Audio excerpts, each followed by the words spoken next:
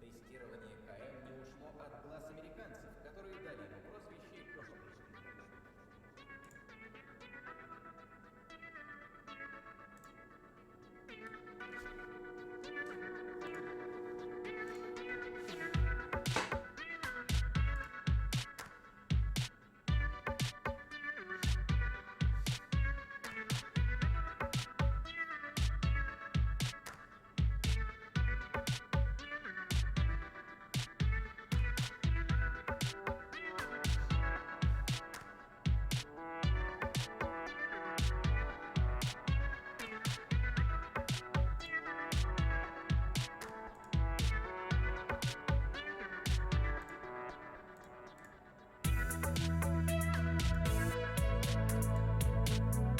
Hey, hello people, hello. It's Saturday once again, so that means more logic.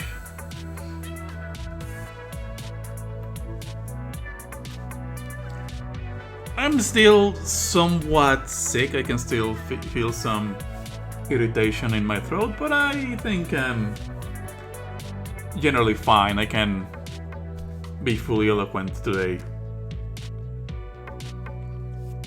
Just running a small fever and a very slight headache. Nothing major. Anyways, the name is Samia. I'm your friendly internet uncle that wants to help you get into philosophy. Trying to get people into mathematical thinking through mathematical logic, or mathematized logic, however you prefer to say it.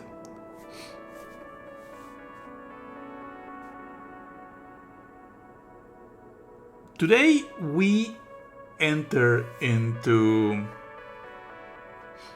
what I will, and many other people consider, a real mathematical system.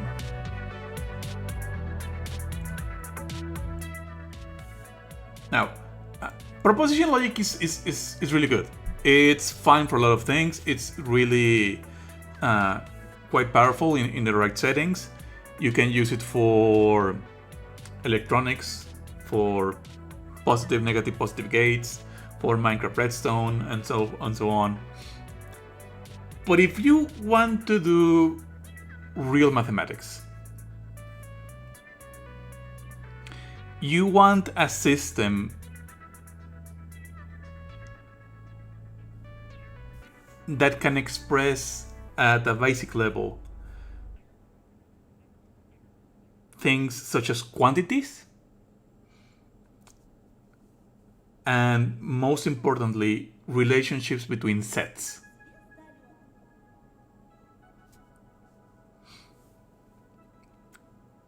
With first order logic, we can do things such as counting. We can say, through a very elaborate way, 1. We can count to 1, we can count to 2, and so on.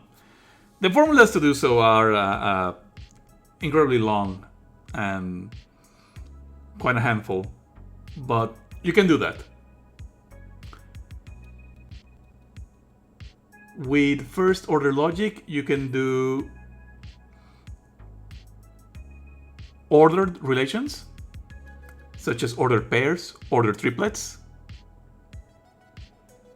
You cannot just use transitivity, you can express transitivity and define transitivity in certain models and other mathematical concepts.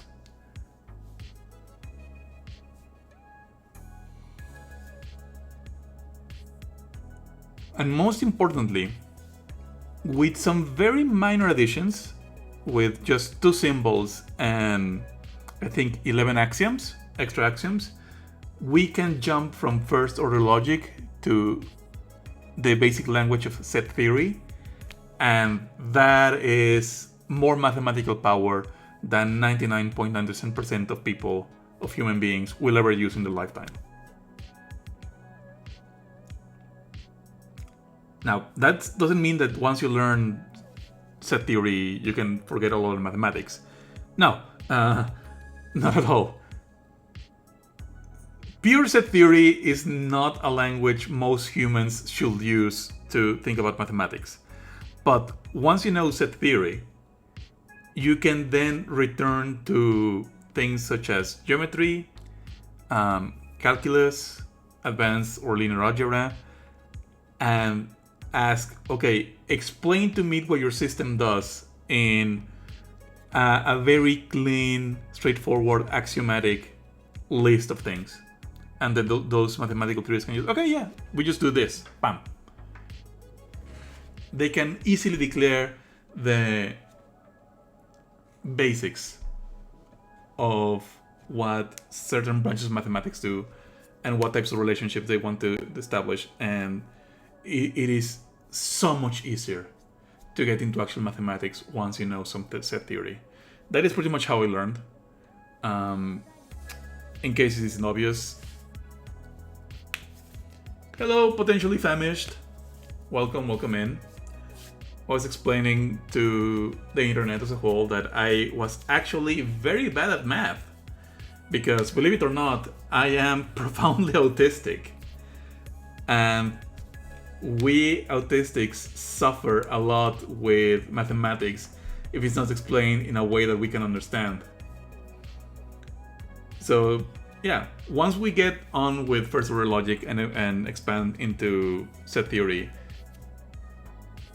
yeah, same. There we go. Yeah, once we have like this general language that to help us ask why, okay, or how, or why am I allowed to do that? Then we can go back to high school math or college math and do much better. Yeah, I am not a fan of shame in general, and much less shame as a teaching tool. I don't see the point of singling out people and moving them to the board and to potentially face making a fool of themselves. My teaching methods are completely opposed. I don't believe in individualized teaching. I profoundly believe that all knowledge is social. Modernity taught us that in order for something to be known, it has to be able to be shared and validated and verified by a community. So I don't see the point in singling out students and moving them to in front of the classroom and potentially embarrassing them in front of their friends and peers. No, that sounds like, yeah. I don't know if you've read that book, Thinking Classrooms. I do not know what book Thinking Classrooms are. I have not heard of that term.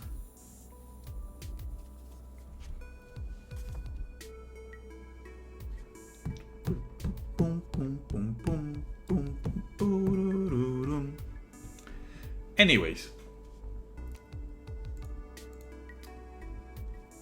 so just another thing I want to mention. The reason why I Thinking Classrooms by Dr. Peter Lidgedal. I totally butchered that pronunciation, I'm sorry. Okay, thank you, I'll check that out. I should study more pedagogy. I definitely have skipped out on that. Anyways, just I want to show you guys a glimpse of. Also, sorry if I call chat guys. I don't mean to assume gender. Just I tend to use guys as a gender-neutral term, but if it's not to the liking of people, I can avoid that. This is where we jumped in Mendelssohn.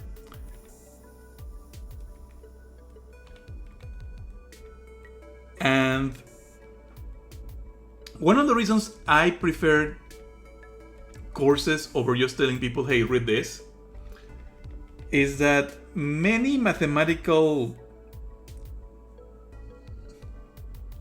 study books, they are written not in an order that makes the most sense for learning.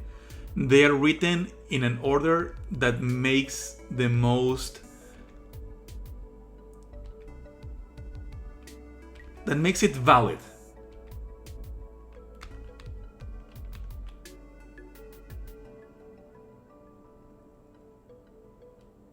So I have not heard or do not know of many people who just open these books and read them cover to cover and understand. I'm sure that is certainly a possibility somehow.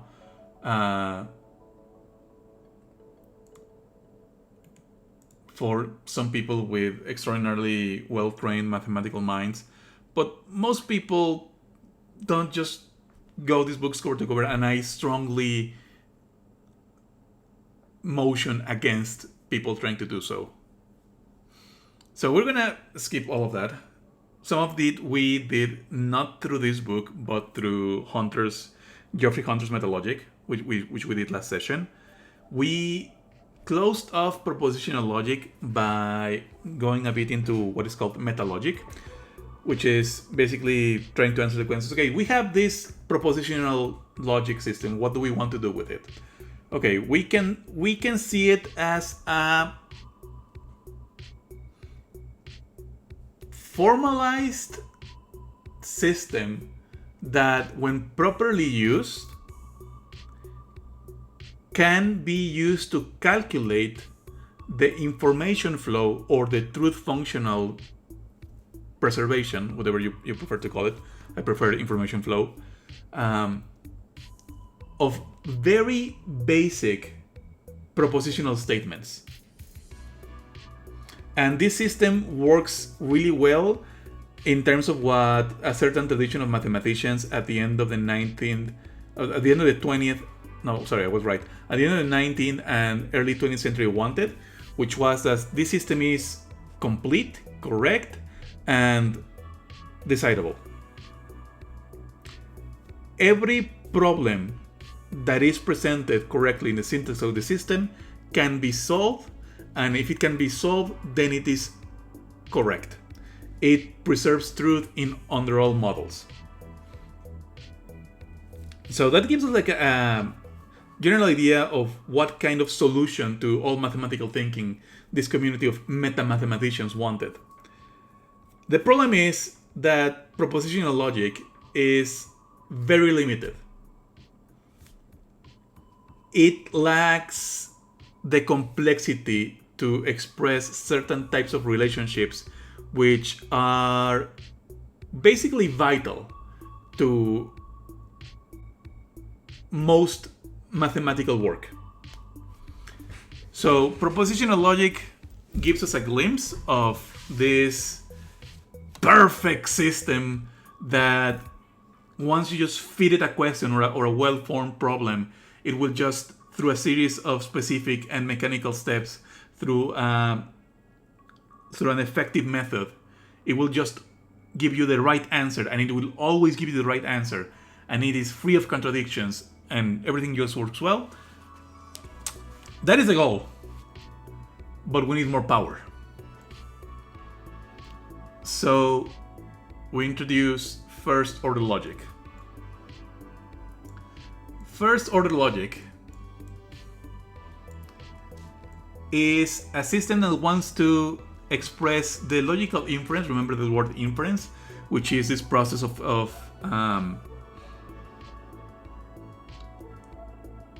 finding out whether a statement follows from a premise or a set of premises. So these are some examples of things which we can intuitively understand to be a logical inference, deductive even, but propositional logic cannot be tasked with expressing this. Any friend of Martin is a friend of John. Any. Peter is not John's friend. Hence, Peter is not Martin's friend. If you wanted to express this in propositional logic, all of the statement will be compressed into a single propositional letter. Because all of this is just one statement. Any friend of Martin is a friend of John, so this will just be P.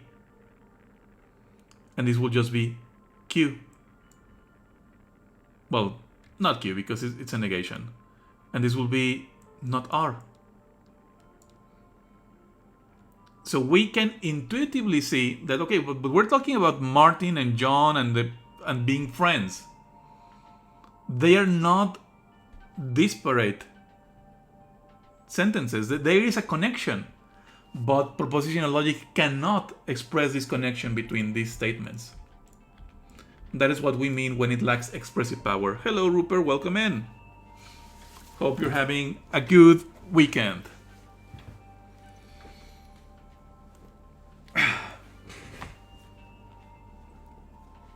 Yeah, but we're dumping propositions. We're going to model something more rich.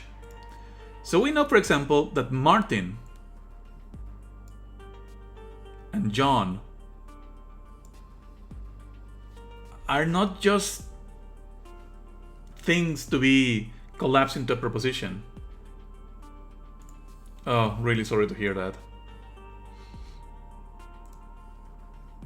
So we know that we human beings reading this, that this John is the same as this John. So there is a connection. We just can't express it in propositional logic because in propositional logic we don't have names for things. We just have names for propositions. So we want to be able to talk about things, about objects.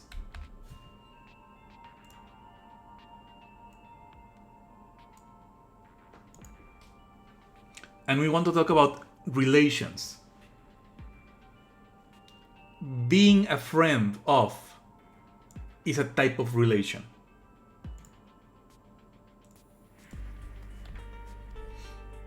And we want to talk about things that we can count.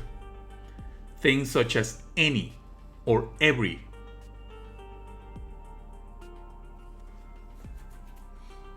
So, in first order logic,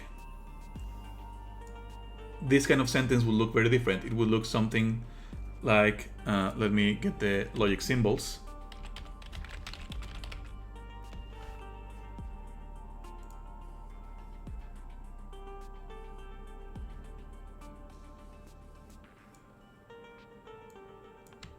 For now, I'm just gonna need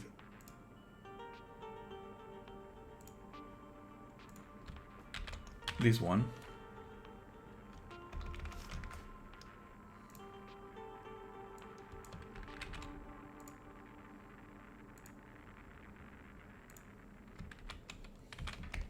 The first sentence says, if you're a friend of Martin, then you're a friend of John.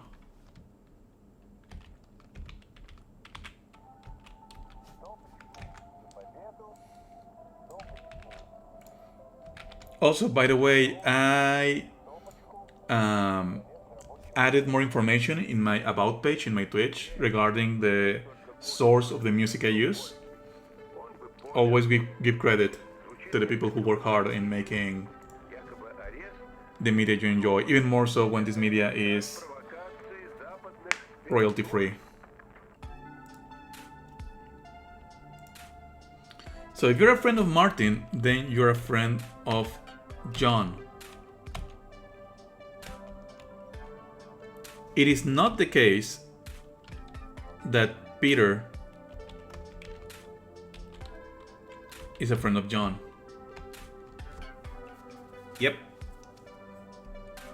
Hence, Peter is not a friend of Martin. In this system, in first order logic, we have this new symbol, which is an inverted A.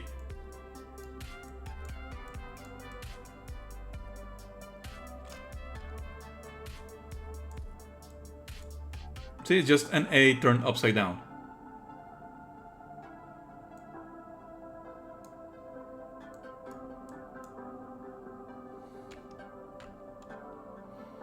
And the mnemonic is that because it's an A upside down, it means for all.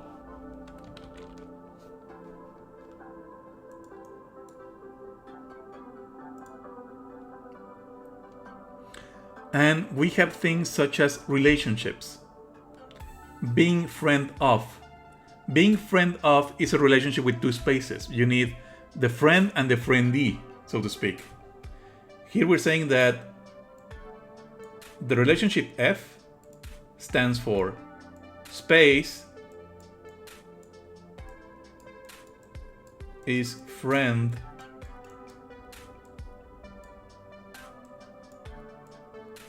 of space. So it's not the same being the friend of Peter as being the friend of John. So that's why these things have two spaces. We have this X and we have this M. Finally, we have specific objects, named objects. M stands for the special object Martin.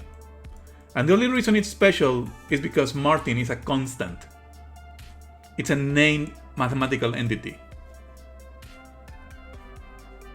as opposed to X, Y, and Z, which are variables. We're gonna fully express and expand what all of these terms mean. I'm just introducing the symbols so we get an idea of what's going on. Likewise, J is gonna be a special object called John, and P is gonna be a special object named Peter.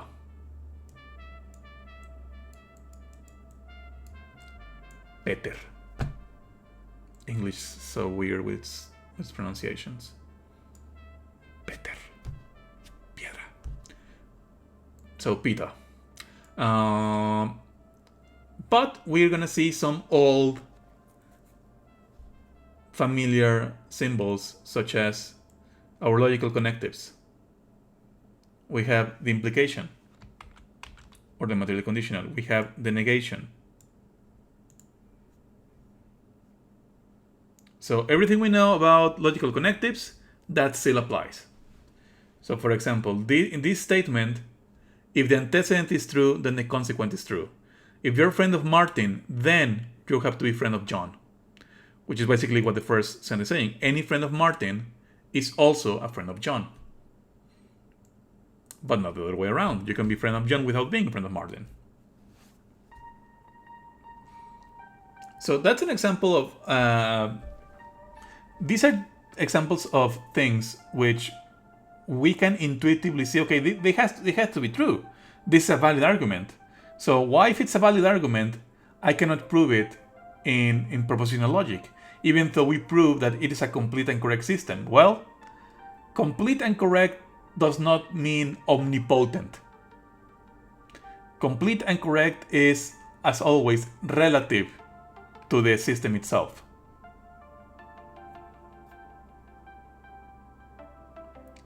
The system is complete in that it can prove all of the theorems it can express within the system.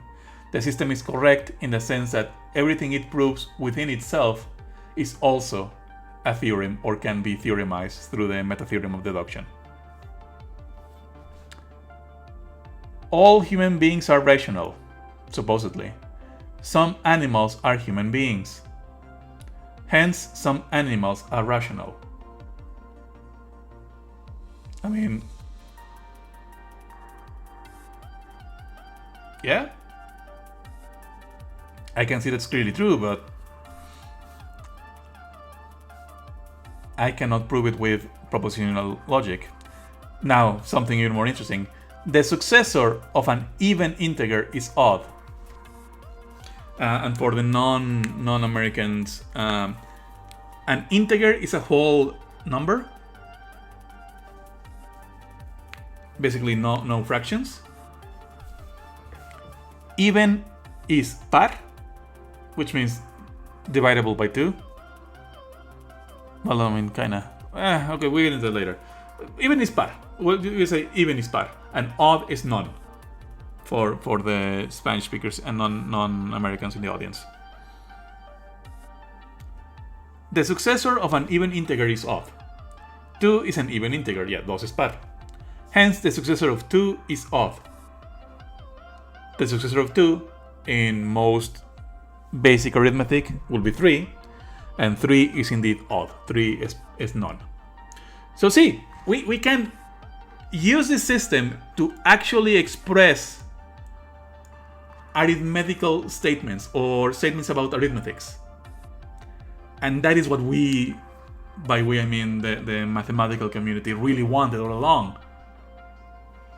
Like, yeah, propositional logic is really cute for circuits and you can do a lot of things with computing and so on.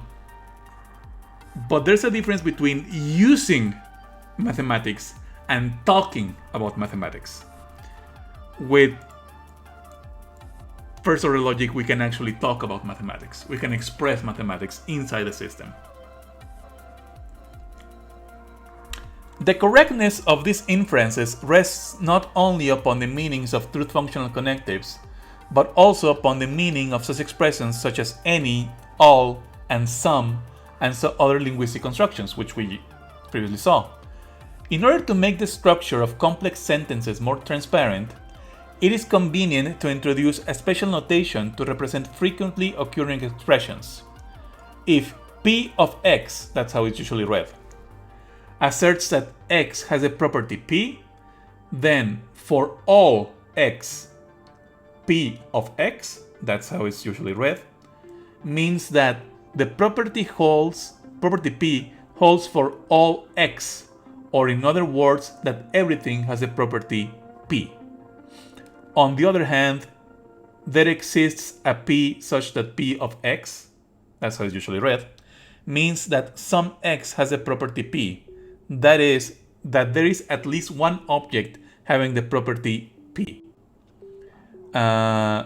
This symbol is, I am really sorry if there's any dyslexics in this chat. They really fucked up with the choice of the symbols. This inverted already fucked up. This inverted e, which kind of looks like a very flat digital 3, stands for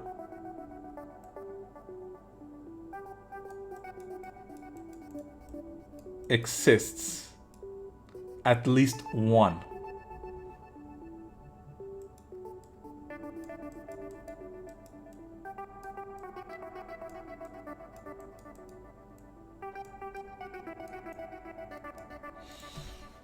There are some alternate symbols that are more dyslexia friendly, but they are not standard and they are not well spread. I think that's the word. So we're gonna have to suffer through them. I'm sorry. There exists an X such that is called an existential quantifier. Rupert asks, how much can the meta-theorem of deduction and first-order logic as well as meta-languages help with linguistics? I've seen some basic stuff about semiotics with this Saussure guy too in Kulig, which is not quite the same field, but some of these mathematical principles also apply to language, right? Okay, and it's fine, it's fine. So there is a tight link between formal logic and semiotics and linguistics and language. I have very split feelings on this, because ultimately I am a linguistic descriptivist. I do not think we can tell people how to use language in any meaningful, authoritarian, or effective way. Also, when I say authoritarian, I don't mean it in a bad way. Like, some things are better chosen through a centralized agency or whatever. But all attempts to have like a centralized agency to monitor language are doomed to failure.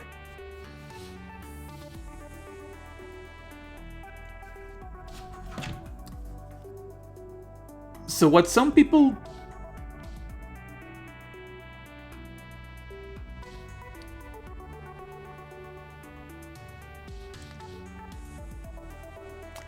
proposed, I think that is the most diplomatic word, is, well, there are different camps or interpretations. Some people say that logic, particularly first order logic, rescues the inherent logical structure of language. That people were already doing this all along, and the language was already highly logical. We just needed to find the correct tools to express it, which I don't really buy it. And some people say, okay, but what we need to do is teach people how to use this precise, unambiguous language, such as we can finally have like a community of people who know how to discuss and argue without going into straight territory.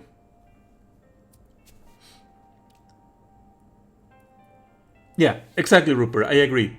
Rupert says, what I've learned shows how most language shifts happen organically in an unpredictably. The Real Academia Española, which is literally a royal institution, which should already be grounds enough to laugh at it, cannot handle Mexican slang and curse words. Yeah, that is a good counterexample of the idea that we can just simplify language to this degree.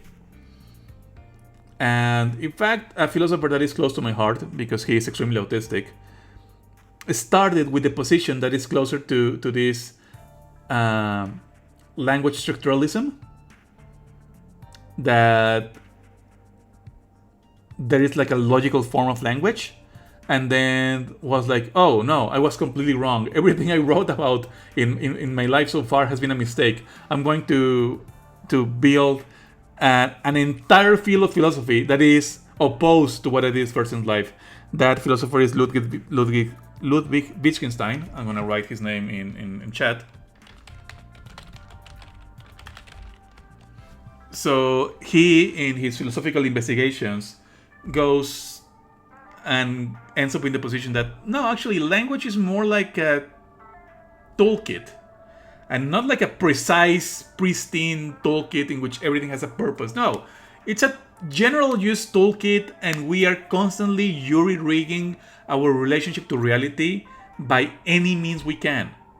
The building of language is not a perfectly ordered architectural masterpiece. It's a surreal mess that we are constantly patching and repairing and building upon as we go on along. And I generally agree with that interpretation more than the first one. But also, I do believe that once we understand the need for clear and concise communication, we can willingly form a community of speakers that can follow an extra set of rules to behave in a way that is more productive and rational. Hell yeah. Glad I could help. Okay, so we're gonna add these two symbols, the inverted A and the inverted E. And because they talk about quantities, just two very basic notions of quantities, at least one and every one, we're gonna call them quantifiers because they quantify.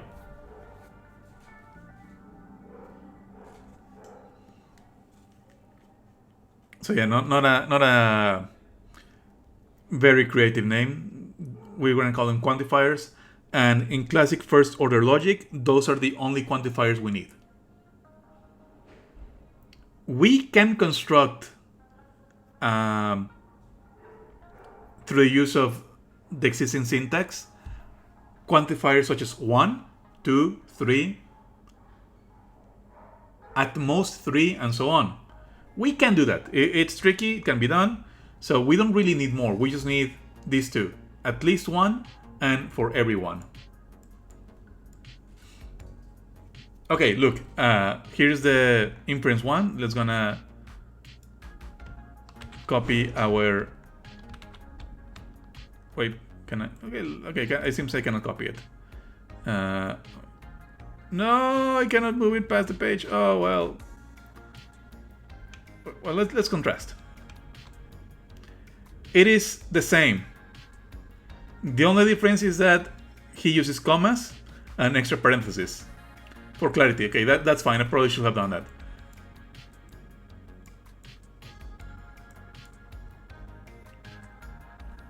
But it's functionally the same syntax. For everyone that is in the relation F of friendship with M, that is Martin, then everyone that fulfills the previous is also in the friend relationship with John. Peter is not in the friend relationship with John. So remember how we have modus tollens in propositional logic? If one, then two, but not two, therefore not one. Okay, that was very ugly, but I think you get the gist of it. So, if you're a friend of Martin, you're a friend of John. But we know that Peter is not a friend of John. So, because the later part cannot be true, the first part cannot also be true. Therefore, by a very analogous modus tollens, we can say that Peter is not a friend of Martin. Here, f of x on y means that x is a friend of y. X, y, and z tend to be our chosen letters for variables, while m, j, and p denote very interesting term here, denote. Keep that in mind. Martin, John, and Peter respectively. The horizontal line above not friend of Peter on Martin stands on hence or therefore, which is basically our call for inferential nexus.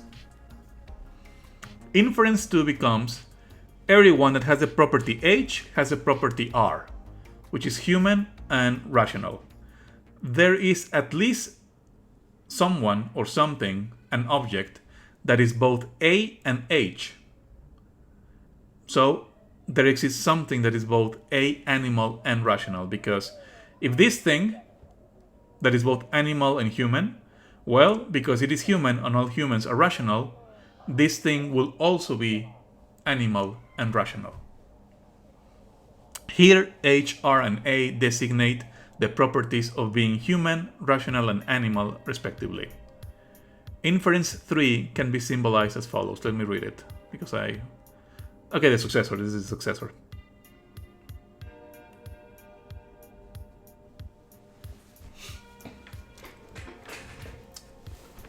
The only cheaty part of this is this.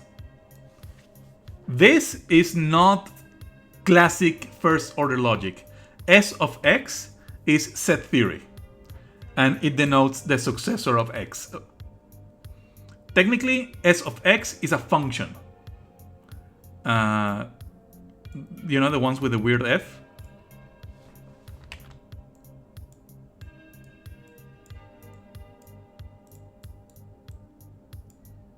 You've probably seen those in your high school math classes.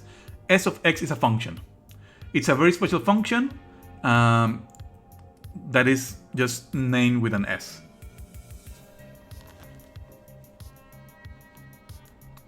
I, E, and D are the properties of being an integer, even, and odd.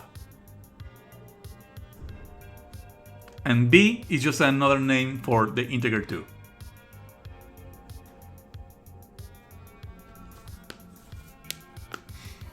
Notice that the validity of these inferences does not depend upon the particular meanings of the properties.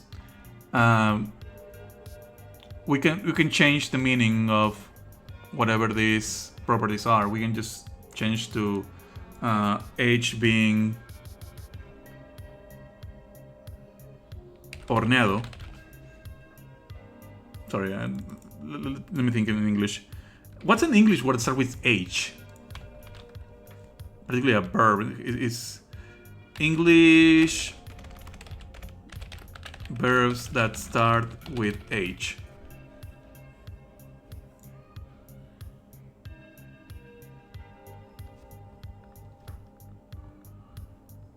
Horn.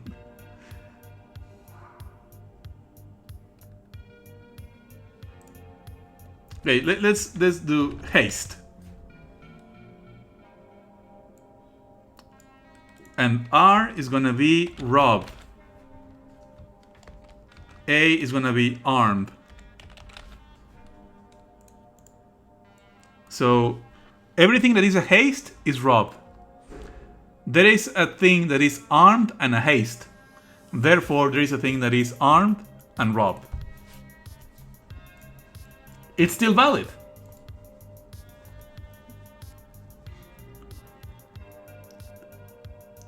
We are focused not on the meaning of these properties, just the expressed relationship between them using our trusty logical connectives. Remember, the conditional, the conjunction, and so on.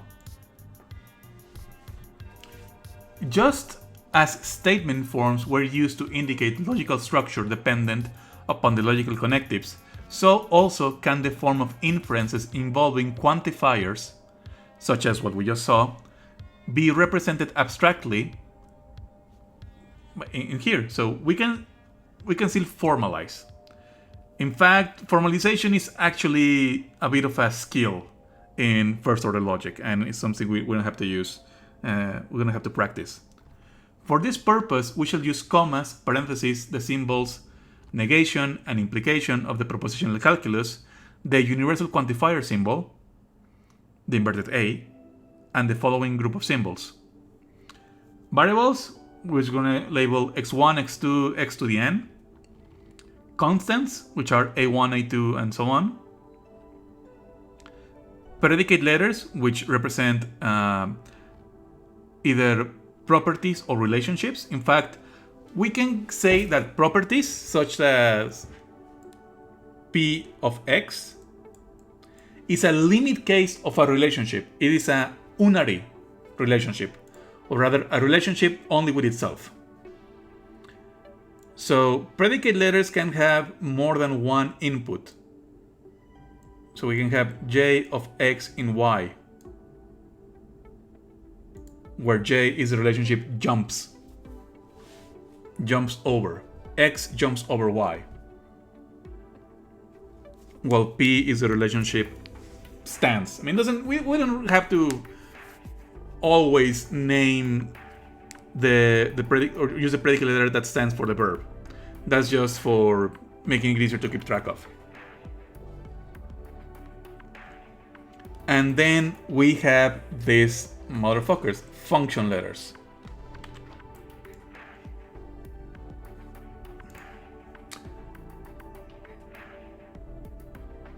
Thanks for the stand-up stretch.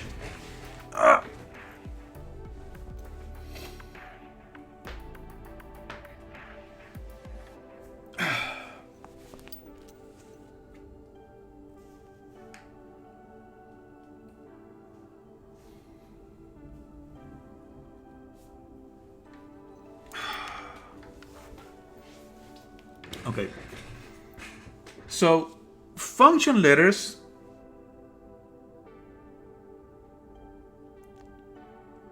are basically a way of indirectly naming a constant. So function letters are just indirect constants.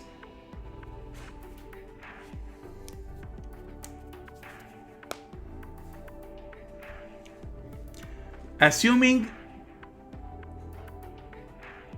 people only have one biological dad, I can say people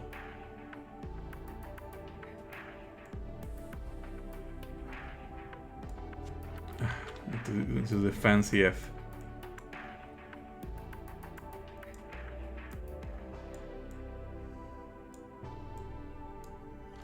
What I can say, the function over people.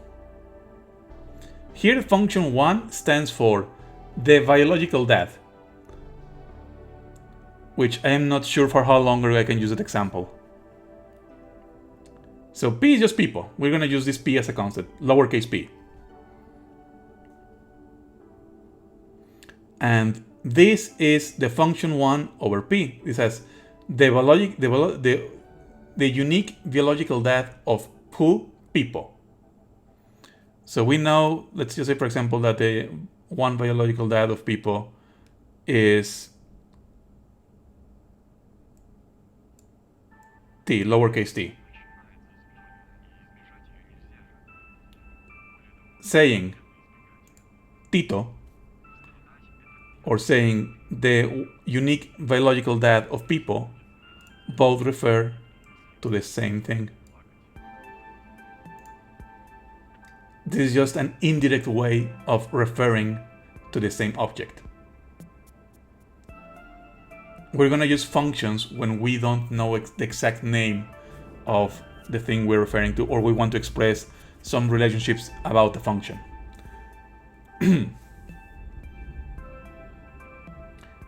It is! That's because the integral symbol is a function.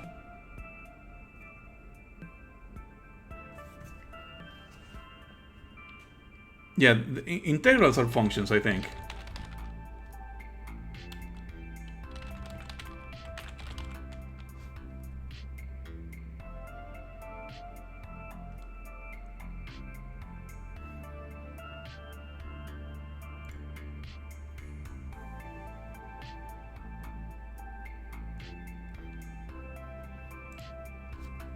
Yeah, an integral is a particular type of function. So, okay, I think I already explained what is a function, but fuck it, let's go over it again. A function is a relationship between two sets.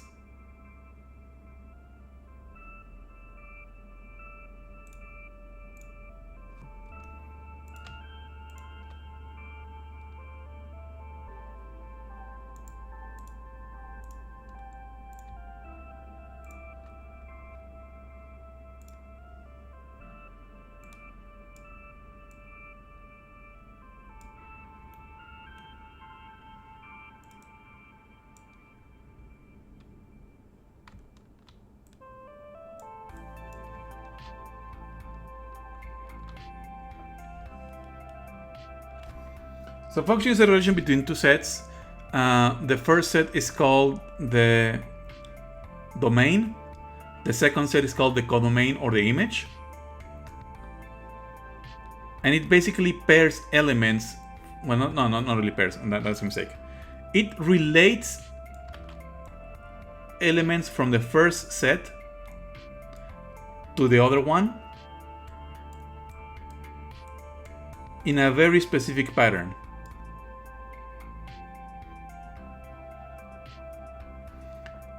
First, the function has to cover the entire domain. Every element of the first set has to be in the function. And every element of the domain has to be paired with one and only one element of the codomain or image. So for example, the pair AX, the pair BY, and the pair ZZ, which in a more rigorous notation we will use this symbol, the ordered set of A and X, the ordered pair, not set, the ordered pair of B and Y, and the ordered pair of Z and Z. And this will be a set composed of 3 ordered pairs. And that set will describe a function of the set 1 over the set 2. And this will be a third set. Now, I know that I'm being a little more abstract and a little more rigorous this time, but I hope you can all follow. Now, the thing is, while we need to cover every element of the domain, and every element of the domain can only end up with 1, the element of the codomain can have does not suffer such restrictions. For example, we can have a function in which both a and z end with x, and that's fine. What we cannot allow is for one element of the first set of element of 1 going to multiple or being paired to multiple elements of the second set. Having a and x and a and z, that's not a function anymore. And that definition, as abstract and general and apparently simple as it is one of the most powerful mathematical concepts ever devised by man. Because what functions fundamentally do is get you ordered pairs. And functions, pardon the redundance, serve or function as questions or queries. What is this element under this function x? What is this element under this function y?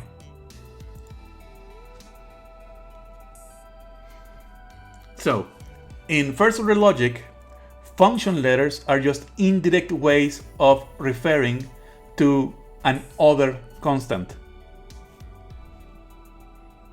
A constant is just a defined object in our model that does not fall upon the domain of a quantifier. We'll clear that up in a bit, don't worry. So the positive integer n, that is the superscript of the predicate letter, of a function letter or whatever, indicates the number of arguments, where the subscript k is just an indexing number to distinguish different predicates functions or function letters with the same number of arguments. Okay, what does that mean?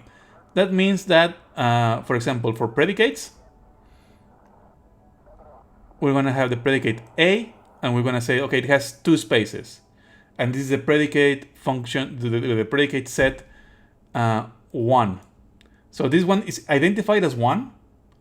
That's its name, is the first predicate function or the predicate 1. And it's going to have 2 spaces. The superindex tells us that it has 2 spaces to fill. And this is just a way of identifying or naming the predicate. As for functions, I can have function 1, function 2, and so on. So this is function 1. And function 1 can have 1 space. Okay? And function 3 can have 2 spaces. So this will be like this.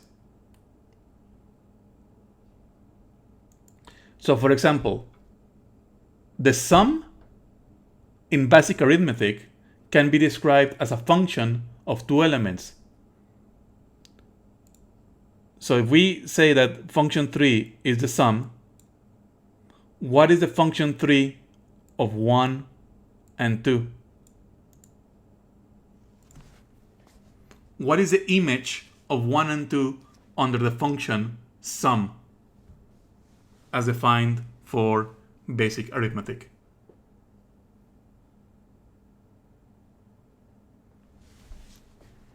Think about that while I swap albums.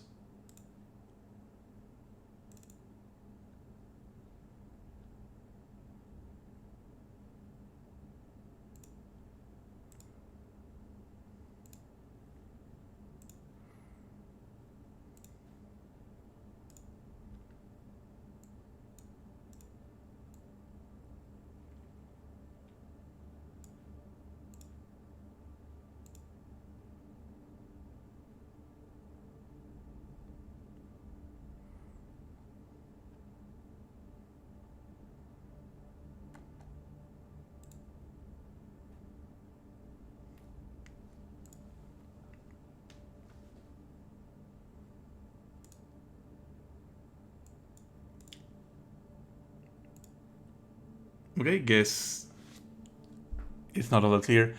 So in the sum function, it requires 2 elements. The 2 numbers are going to sum.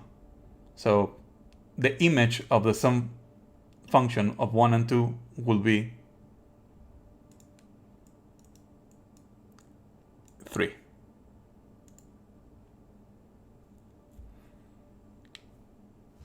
So 1 and 2 under the function sum is just a different way of naming or denoting. The terms do matter. There's a philosophical discrepancy. If you, but we're not gonna get into that. It's just another way of naming, denoting, referring, pick the verb you prefer, the number 3.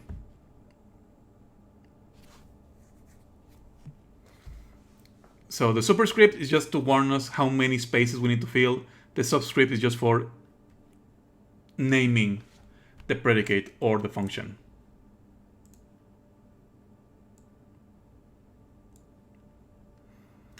In the preceding examples, x plays the role of an individual variable. M, J, P, and B play the role of individual constants. F is a binary predicate letter. For example, a predicate letter with 2 arguments. Binary predicate, unary is 1, binary is 2. How much is 3 in English? I forgot. In Spanish is unario, binario, triada, triad?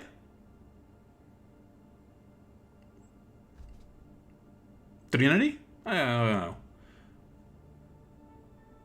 H, R, A, I, and E and D are monadic predicate letters, so monad 1. And S is a function letter with 1 argument. Argument is the correct way of saying the space, like the thing that we need to input.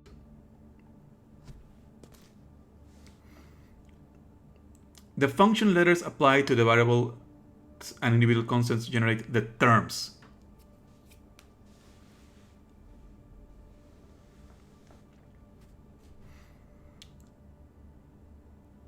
Variables and individual constants are terms. Function letters properly filled with the corresponding amount of arguments are also terms. We just saw that a function is just an indirect way of referring to a constant, and because since constants are terms, so are these functions. An expression is a term only if it can be shown to be a term on the basis of condition, just the closing clause.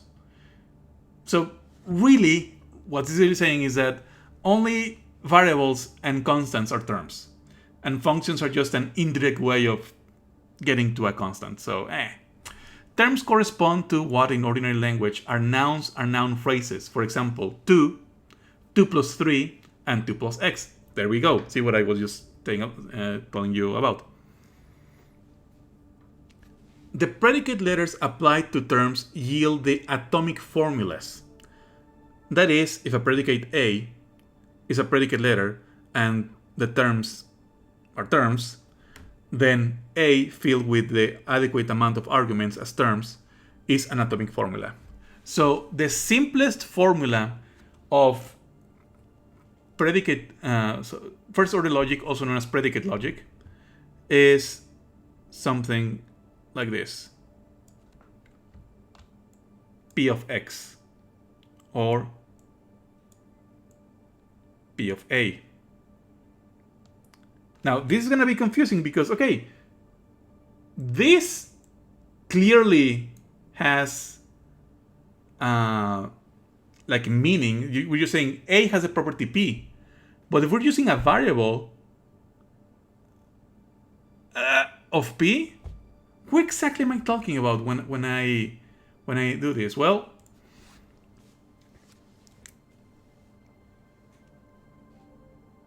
this is an atomic formula by definition, by the rules given, and it is called an open formula, and it's going to be very tricky, but we'll cover why that's tricky and difficult but necessary later on. Now, every atomic formula is a well-formed formula. If we have two well-formed formulas and y is a variable, then any well-formed formula with a logical connective, as we already know from propositional logic, is a well-formed formula, but also is any well-formed formula with a quantifier attached at the beginning. So this is a well-formed formula, but we can make it like an actual thing by adding a quantifier. We can also add quantifiers if we want to when there are no variables, but they serve absolutely no purpose. There exists something such that A is P. I guess. So really, this doesn't add any information, so we don't need it. It's superfluous. An expression is a well-formed formula, basically the closing clause. That's it.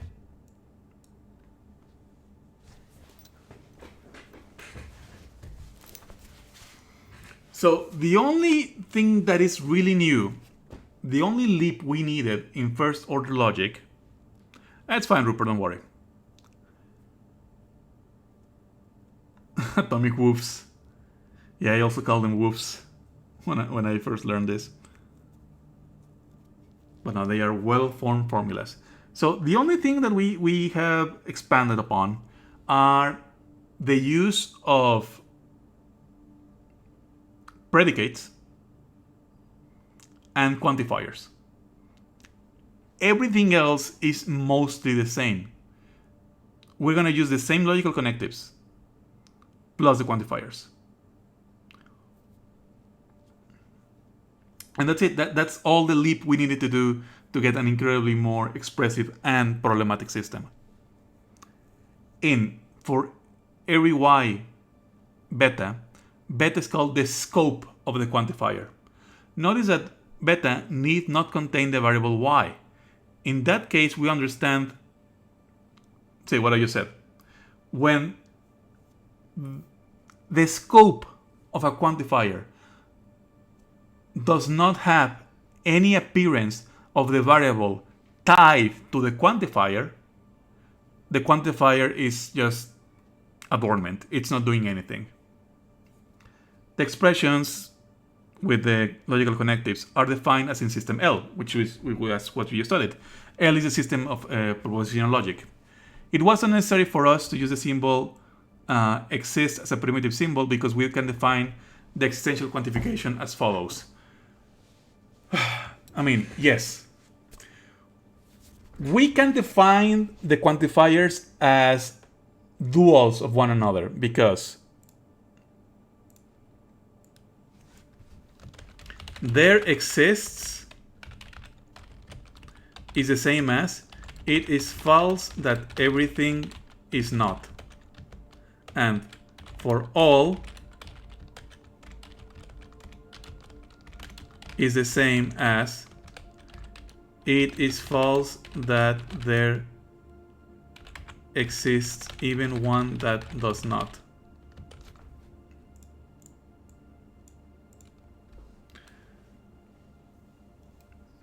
And yeah, I know that's like, what the fuck? What the fuck is this bureaucratic lawyer speech? But let me try to link them. It is false.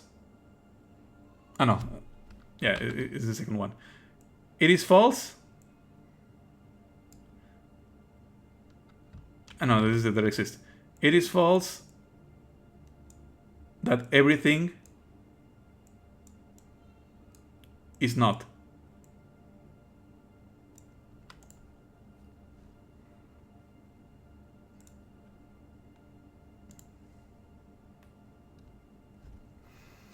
So yeah, we can define the existential quantifier as the negation, universal quantifier, negation.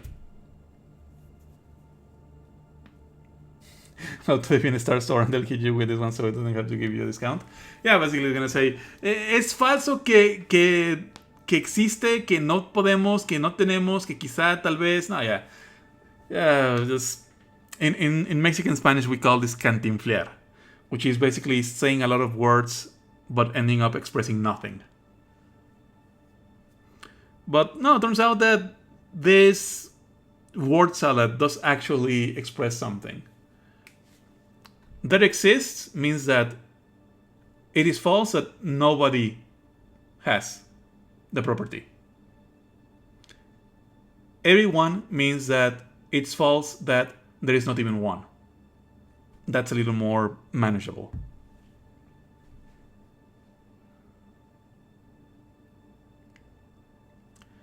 This definition is faithful to the meaning of the quantifiers. Formula predicate x is true for some x if and only if it is not the case that x of b is false for all x. Yeah, fuck that. Fuck that.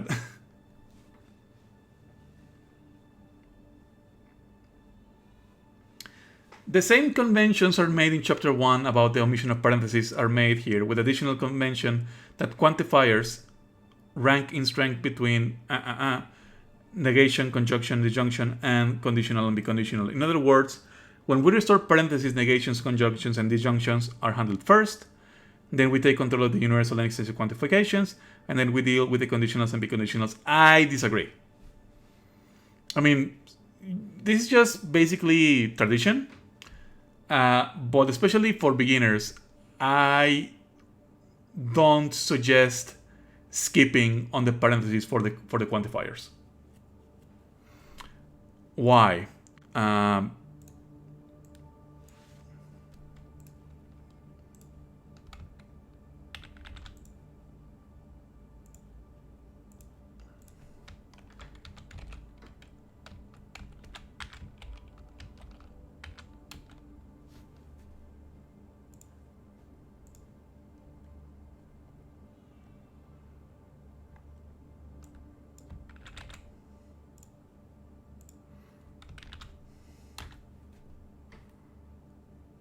Yeah.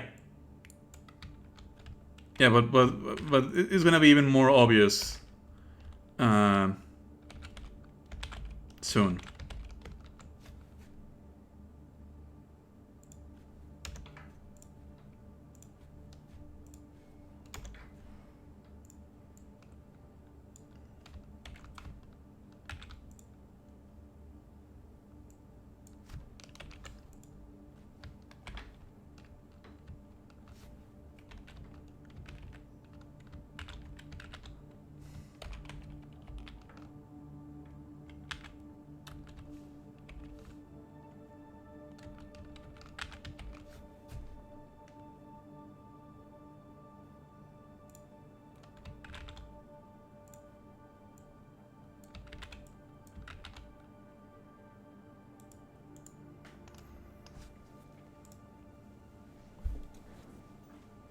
The first sentence says, if everything is P, then everything is Q. The second sentence says, everything that is P is also Q. These two sentences mean something wildly different.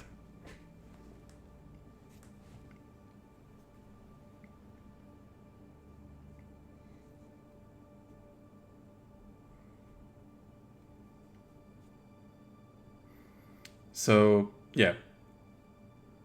Technically, the parentheses we're omitting in the first sentence goes here, because the main connective is this.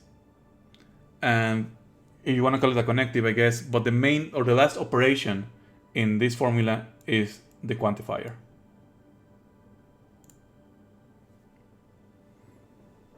So, yeah, not the same. So the parentheses are very important, much more important here in first order logic.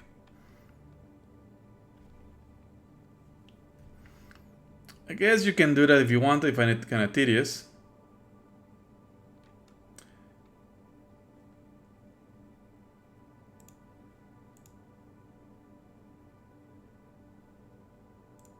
I think a much more interesting exercise is formalization.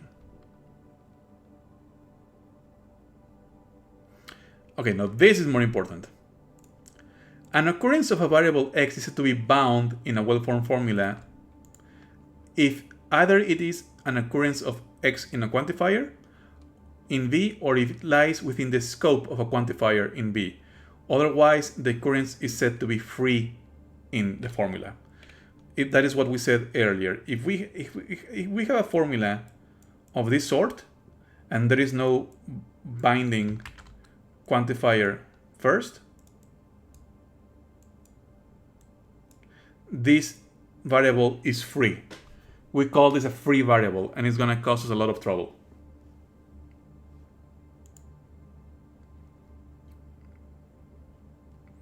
So in this example, in number 1, this is a predicate of 2 arguments, which is our first predicate, so we call it predicate 1. So we have 2 free variables. In the second formula, here x1 is free, x2 is free, but this x1 is now bound to this quantifier.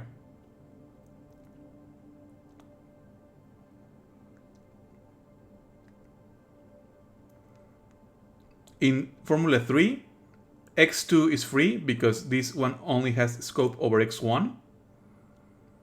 And here it's also bound.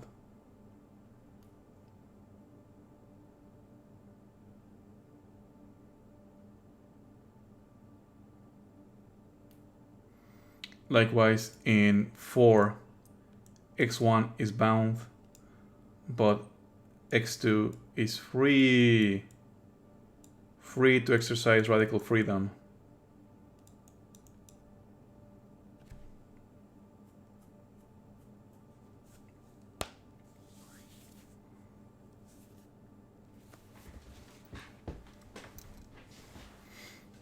In all 4 well-formed formulas, every occurrence of x2 is free. Notice that, as in example 2, a variable may have both free and bound occurrences in the same well-formed formula. Also observe that an occurrence of a variable may be bound in some well-formed formula, but free in a subformula of any formula. For example, squats. Let me stretch.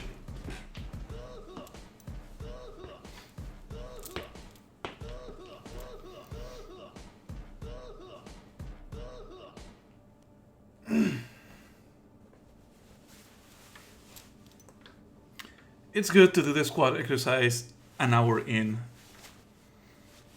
just to have like a small break and help the body oxygenate. I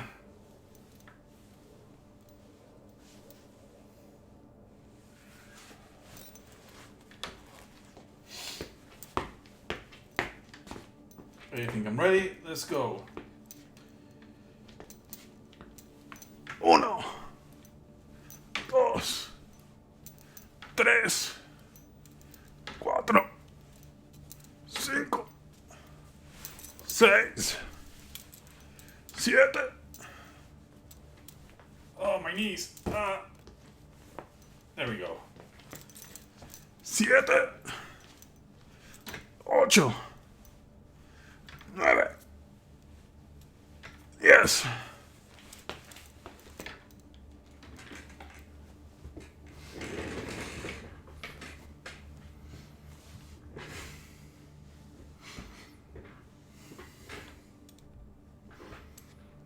So yeah, we can even have the weird limit case of a free and bound variable, which is when the variable is both free and bound in the same formula, such as the example 2. In the example 2, x1 is both free in the first part and bound in the second part.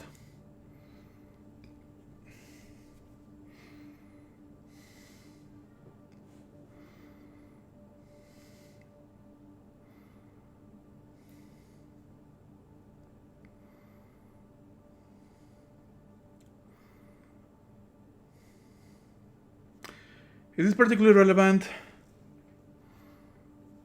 I mean, it is, but it's not going to be clear why it is relevant unless we actually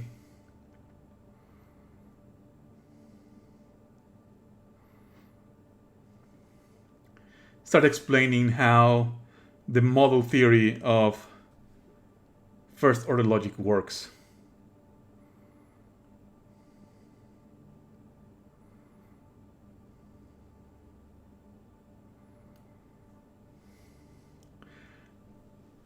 Okay, we need to keep in mind the following. A term that contains no variables, basically that is only constants, is free for any variable. Trivially, yes, because we are not using any variable, so it's trivially free. A term t is free for any variable in a formula if none of the variables of t is bound, yeah, which is just the definition of free and bound. x1, x to the to any number is free for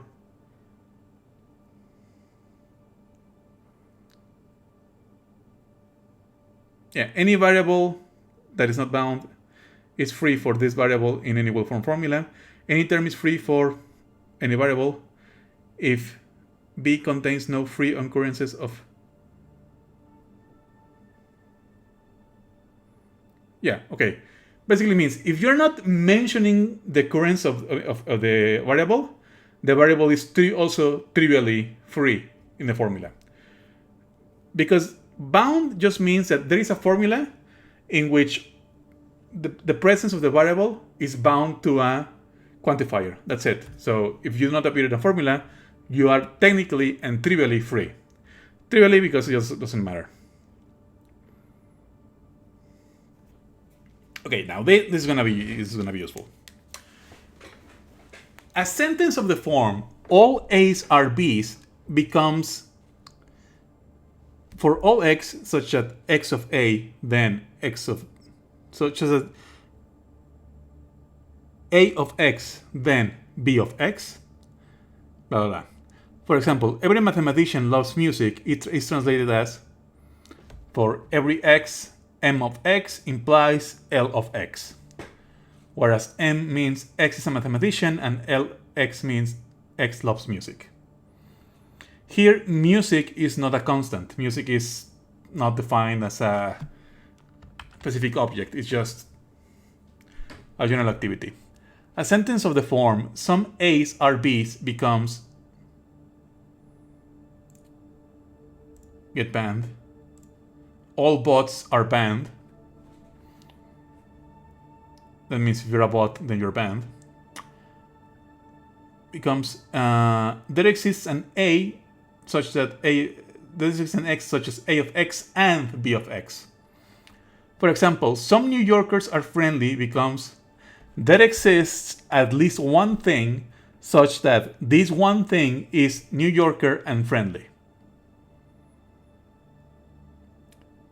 So this is a very good example of how logic brain starts messing with people. Once you have caught logic brain, whenever someone says, well, some politicians are good people, I guess out of all the millions of politicians, at least one is good by some meaning of the term good. You can find at least one that is both a politician and a good person, I guess. Sure. You start interpreting. There are only some bad apples. There is something that is both part of the group and bad, I guess. You start understanding that those statements, when read very formally, very abstractly, jokingly, but not kinda, but really, but somehow autistically, if you only take them as statements, they express very little information.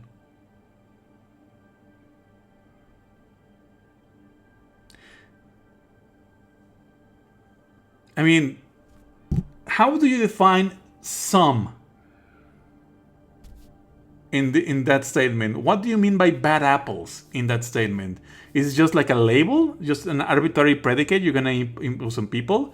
Is there any further logical connection you want to express between bad people and behavior, and so on?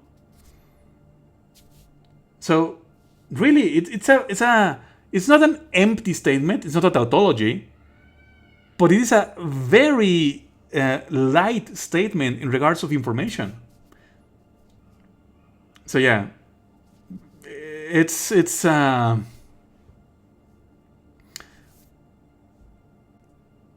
when you're doing mathematics and some philosophy and in some very rigorous spaces, getting logic brain is fine. But for most people, when they say some, they don't really mean some. So I usually prefer just asking, okay, but what do you mean when you say some of them are tal? Like, can you be more specific? Can you give me more information? Instead of just saying, hey, that means almost nothing. A sentence of the form, no A's are B's becomes, for every A of X, then not B of X. For example, no philosopher understands politics, which is false, becomes, if you're a philosopher, then you don't understand politics. Where P of X means X is a philosopher and U of X means understand politics.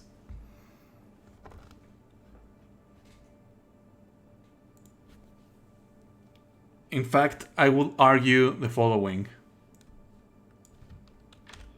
If you want to understand politics, you must become a philosopher.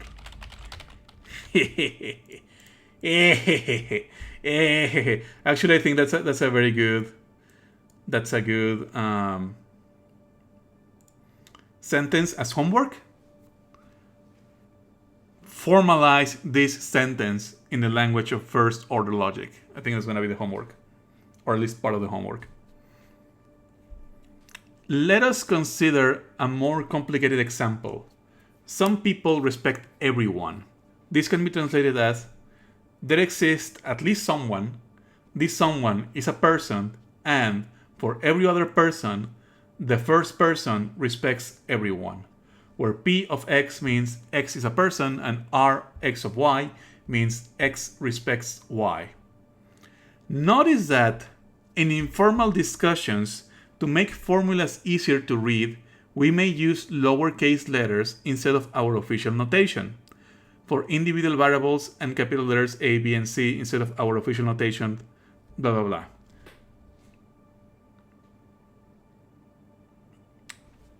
There we go. I think, yeah, this is like actual a good exercise of homework. Anyone who is persistent can learn logic. This basically means if you're persistent, then you can learn logic. And this applies to everyone. Where's the Gary Oldman gif? Oh shit, okay, next week I really need this sound alert. Because it's a great joke that goes perfectly with first order logic. I told you. Betty, What does for all mean? bring me everyone. What do you mean everyone? Everyone!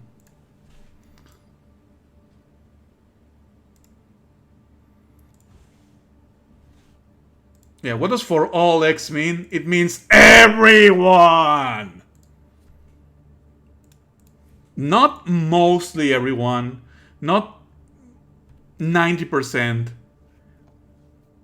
Strictly everyone, every single one element of the set. So anyone who is persistent can learn logic. So for all X, if you have X of persistent,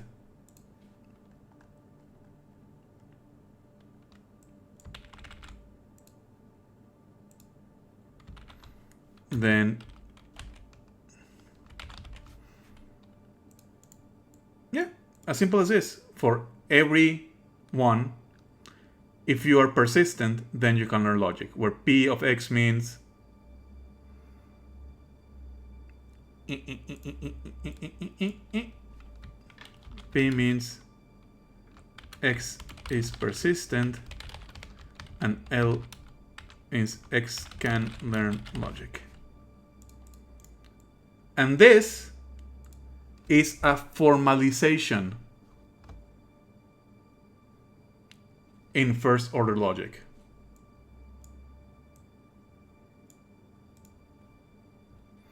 No politician is honest. Very typical American nihilism there.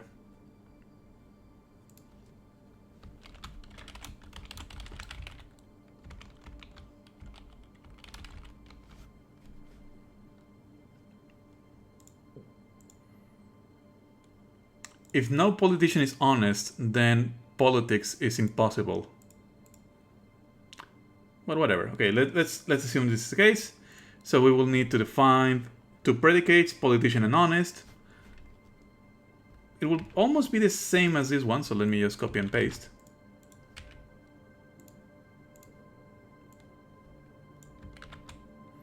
So if you're a politician, then you are not honest. Where P is X is a politician and H is X is honest.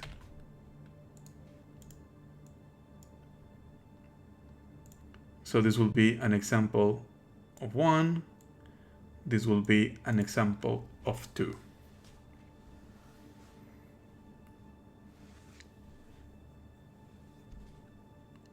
Two more, because they're interesting examples. Not all birds can fly. That means that it is not the case. And what am I doing? I can just copy and paste though.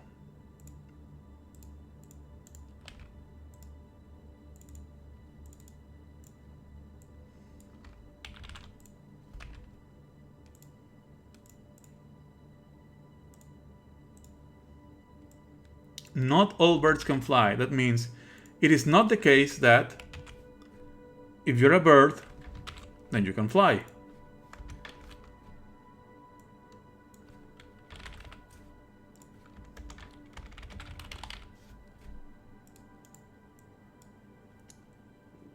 Can I do the homework questions on chat right now? I would prefer you don't. I mean, you can start, but I would prefer, like, I'm gonna post this on Blue Sky. I'm just giving away the first 4 sentences so people can have like an idea of what to do. So not all birds can fly means that not all of them. Okay, not all. Negation all. But here's a trick. Here's a trick. I'm gonna share. This can also be modeled as there exists at least one thing that is bird and cannot fly.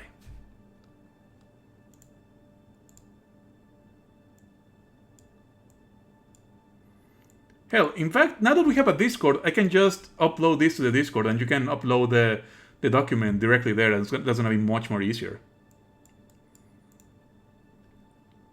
So,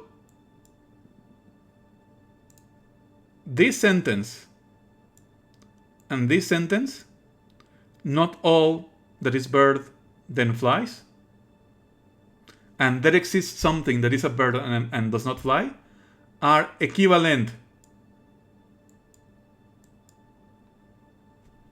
They mean the same thing, they express the same thing, and they can be defined one in terms of the other. Okay, and now the all birds cannot fly, which is false in our world, but we don't care about factual truth, we just care about... You're using games to solve logical... No, actually I'm using Ocular. Like, this is just straight up on the PDF that I legally purchased and have the rights to use and share online. Very important. We love following the law here. All birds cannot fly.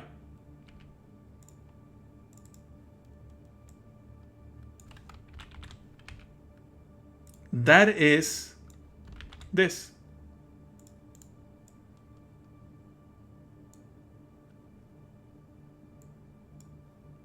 Yeah, it's...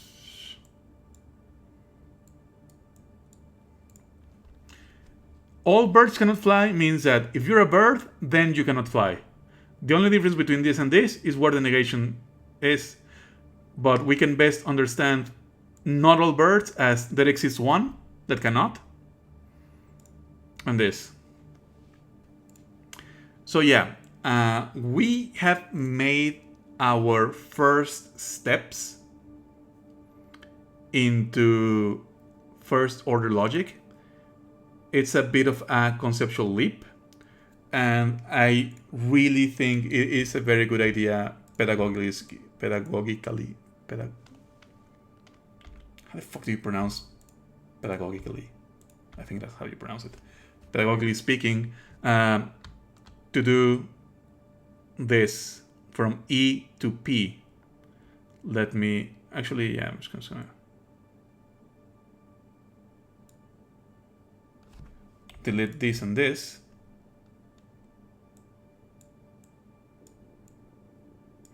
Leave these two as examples.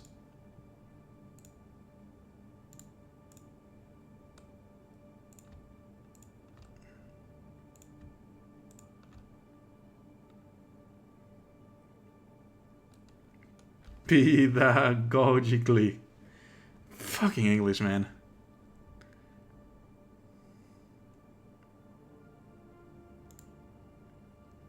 Yeah, I'm gonna screenshot this. And that is gonna be the homework. Pedagogically. Whatever. Pedagogically. Pedagógicamente, chingado. Few things have made me appreciate Spanish, even though it's a colonizer tongue, as teaching English. Damn. Like, yeah, it's still a colonizing tongue, but out of all the colonizing tongues, we got the better one.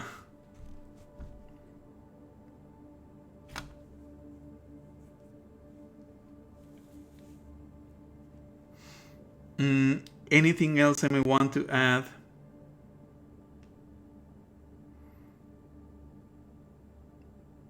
Not really. Just be very literal. Exists mean at least one, maybe more. And for all means, as Gary Oldman reminds us, all. Literally all. That is the one bit of logic brain that I really appreciate. Because one of humanity's favorite fallacies is the fallacy of hasty generalization.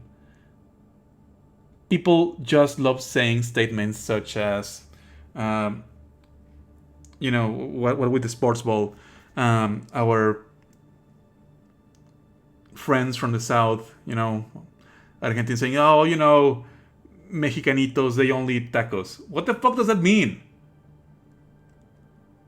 If you write down Mexicanitos only eat tacos, said by an Argentinian, one of my favorite things that I enjoy the most of having logic brain is asking, what the fuck is a quantifier?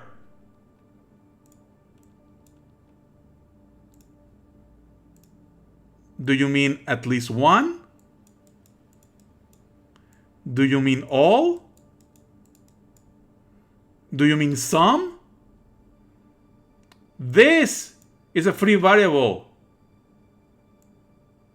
This is m of x, pun fully intended. But where is the quantifier? Yeah, what the fuck does that mean? Well, the thing is, now that I am older and wiser and more disappointed, people deliberately use these vague, meaningless statements to bait people, to ask them to fill the quantifier for them. So I will suggest, okay, when you see an unquantified statement, when you just say, oh, people of this property do this, ask them, which ones? Some? All of them? Most of them? What do you mean?